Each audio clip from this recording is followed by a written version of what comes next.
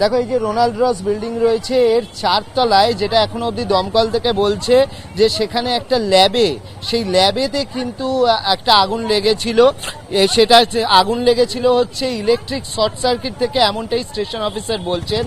এবং সেখানে দমকলের এখানে আমরা জানি যে কিছু এখানে মেশিন থাকে যেগুলো হচ্ছে দমকলের টেন্ডার, এখানে কিছু থাকে সেগুলো স্ট্যান্ড বাই থাকে, কিন্তু যেটা হয়েছে যে সেগুলোকেও কাজে লাগাতে হয়নি, এদের নিজেদের যে সিস্টেম ছিল সেই দিয়েই কিন্তু এই আগুনটাকে নিয়ন্ত্রণে চলে আসা গিয়েছে। রোনাল্ড রস যে বিল্ডিং রয়েছে সেই রোনাল্ড রস বিল্ডিং, সেখানে 4 তলাতে একটি ল্যাব রয়েছে এবং সেই ল্যাবেতেই যেমনটা দমকল সূত্রে খবর যে সেখানে হচ্ছে ইলেকট্রিক শর্ট সার্কিট থেকে একটা আগুন লাগে এবং সেই আগুন লাগার পর তোমাকে দেখাবো এই যে রোনাল্ড রসের এই সামনেটা কিন্তু দড়ি দিয়ে বেঁধে দেওয়া হয়েছিল। এই দুটো জায়গা আমরা দেখেছি যে সামনে দিকটা ওদিকটা দড়ি দিয়ে বেঁধে দেওয়া হয়েছিল, কাউকে ঢুকতে দেওয়া হচ্ছিল না।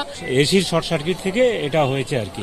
এসির শর্ট সার্কিট থেকে একজন রিনোভেট হয়েছে, তো রিনোভেট হওয়ার পর এসিটা মানে বসানো হয়েছে, সেখানে কোথাও কিছু গন্ডগোল হয়েছে, সেখান থেকে এটা হয়েছে।